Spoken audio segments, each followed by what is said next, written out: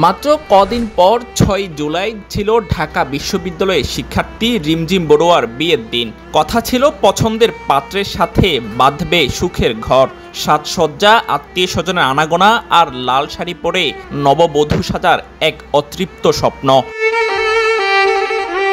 কিন্তু সব স্বপ্নই যেন থেমে গেল চোখের পলকে।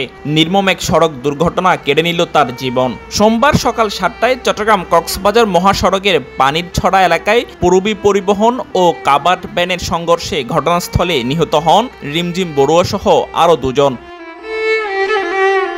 জানা গেছে, চলতি বছরের ৬ জুলাই নির্ধারিত ছিল পছন্দের পাত্রের সাথে রিমঝিমের বিয়ে, কিন্তু বিয়ের লাল শাড়ি পরার আগেই রক্তে লাল হয়ে হাসপাতালে মর্গে যেতে হলো তাকে।